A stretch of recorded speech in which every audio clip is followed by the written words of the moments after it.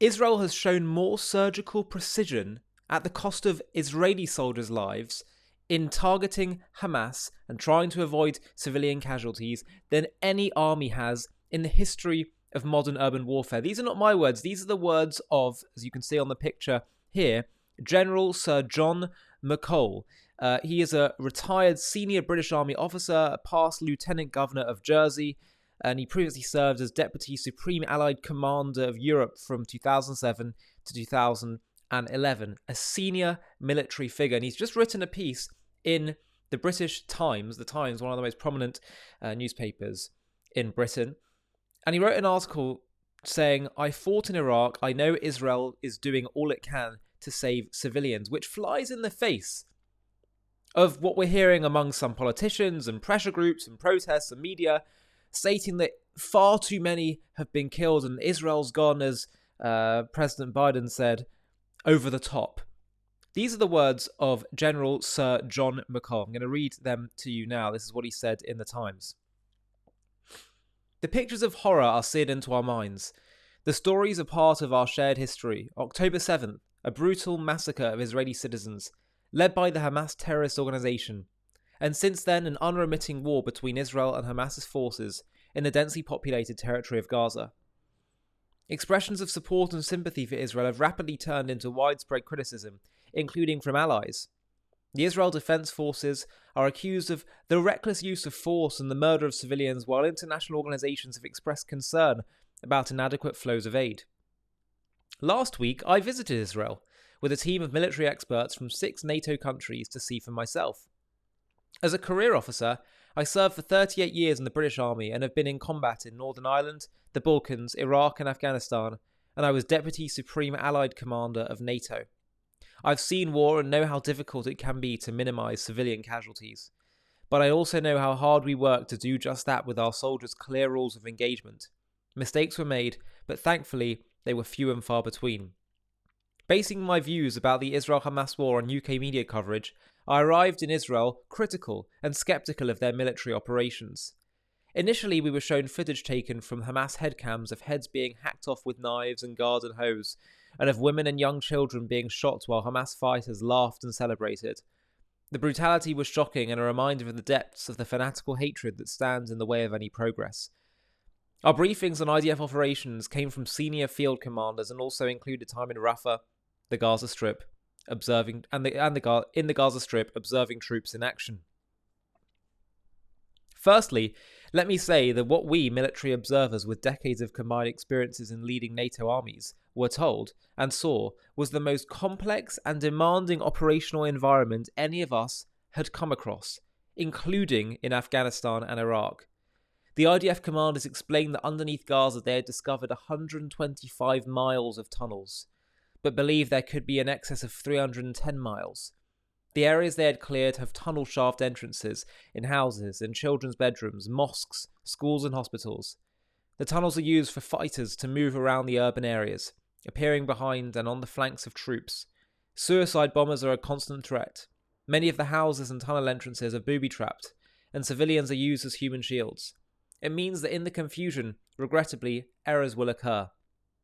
But the real problem is whether soldiers' rules of engagement adhere to the laws of armed conflict, whether they are being applied strictly, and whether when mistakes occur they are investigated thoroughly. Our briefing from the Independent Military Legal Directorate laid out in detail the rules designed to protect civilian life. The procedures are at least as rigorous as those applied in the UK armed forces. In addition, the Israeli military carries out civilian evacuations of war zones, foregoing the element of surprise to which it would be entitled in armed conflict. Phone calls and text messages to Gaza residents, loud-hailers, leaflet drops, and knocking on the roofs of targeted buildings with small non-lethal munitions to warn of an imminent strike are part of the IDF's tactics to minimise civilian casualties. Accompanying troops in Rafah, we found that the rules of engagement were being adhered to rigorously, and that a significant number of engagements were being aborted because the clearance of civilians could not be verified. The level of casualties in Gaza is significant and will undoubtedly result in criticism of the IDF. The alternative is to clear the buildings by hand, with the inevitable loss of life that would entail. especially as Hamas terrorists wait for IDF entry to set off lethal booby traps via remote detonators. Rebuilding Gaza will take an enormous international effort. The IDF briefed us that 1,500 aid trucks were flown into the Gaza Strip weekly and gave assurances that the quantity of food and medical supplies that they carry is sufficient to meet the needs of those displaced. While it wasn't possible to verify these claims, we did see a significant number of aid delivery trucks as we moved along the Philadelphia corridor near Rafah. We also saw drone video footage, which appeared to show some of the trucks entering Rafah and other towns were being intercepted at gunpoint by Hamas terrorists before reaching the refugees. The perspectives that we gained were as a result of a relatively short visit. They are not comprehensive or definitive, however they do indicate that there is balance missing in the reporting of events in Gaza. In our discussions with senior officers, officials and politicians, including the Defence Minister and the Prime Minister, we urged them to open up in the conduct of operations as fully as possible to objective media reporting. There are obvious safety problems, but they can and must be overcome. Journalists too must make a greater effort to report more accurately. I came away from the trip satisfied that the IDF's operations and rules of engagements were rigorous compared to the British Army and our Western allies. War is terrible but sometimes necessary, and Israeli soldiers are fighting in conditions of extraordinary complexity and risk. It's time for the world to have its eyes open to that. General Sir John McCall is the former Deputy Supreme Allied Commander of Nato. So, this is such an important piece because it's telling us that what people are saying, the way Israel's characterized, is literally the opposite. Israel has done more to protect non-combatants in modern urban warfare than most armies have. And these aren't my words. This comes from UN statistics.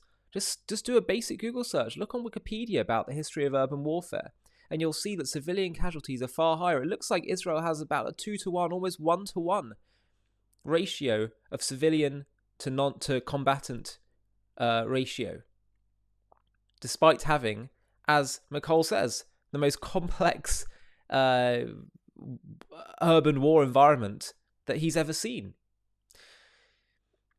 The other thing that gets missed out, and this is partly due to just what international law says, and there's a big question mark around this, is that how exactly are we defining civilians? Because soldiers have to make split-second decisions in the heat of battle.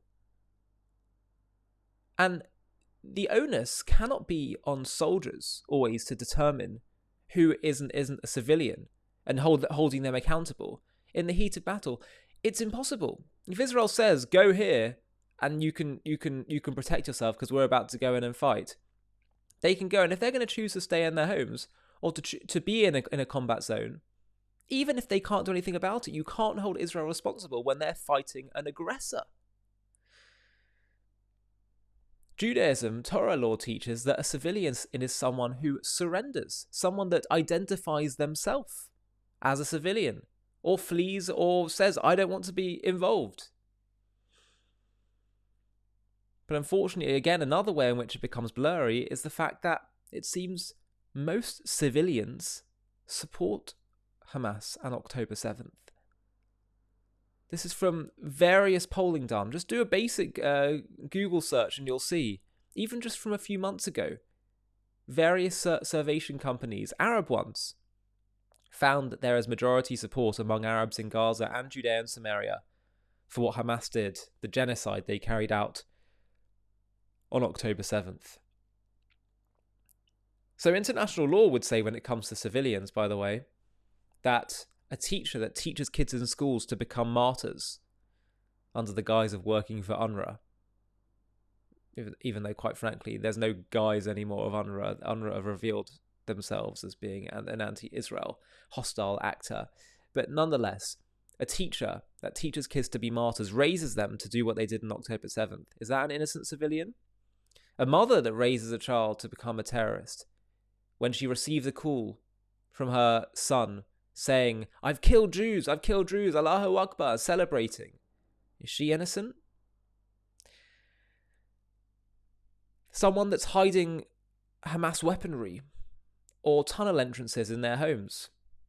We've heard from hostages, from soldiers, they said Hamas support anti-Semitism, death cult, jihadist ideology is not just some pockets of Gaza, it is rampant, it is everywhere. Of course there are going to be innocent people caught up in this.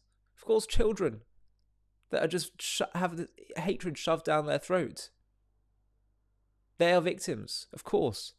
But Israel's primary responsibility has to be to protect her own people and not to solve another people's extremism. They have to defend their own people and get rid of the security threat to their own people. That's Israel's duty. The de-radicalization, which is actually really the problem of the Arabs of Gaza, is something that can happen after the war. That's how we fought World War II.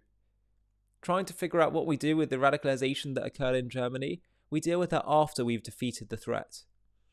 So to say, oh, well, there are people caught up in this and that, I'm sorry. But actually, Israel's duty is to first defeat the threat. And so I just felt that we had to mention that particular point because, yes, according to international law, someone that's housing munitions for Hamas or produces weapons in a weapons factory, then they're a civilian. But I think the line is clearly a lot more blurry than that. I still can't get over the fact. I mean, I laugh, otherwise I'd have to cry. You had a Al Jazeera photojournalist that was lamenting Israel's terrible war crimes. Meanwhile, it was discovered, this photojournalist, he was imprisoning hostages. Is that an innocent civilian? I'll leave you to answer that. Hi, thank you so much for watching. To watch another one, click here. To stay up to date with all our content, click here to subscribe. And if you're able to, you can help support JTV to grow and grow by clicking join below this video, where you can become a member and get perks including early access to videos and private live discussions with me. But most of all, you'll be partnering with us on our mission to change the world.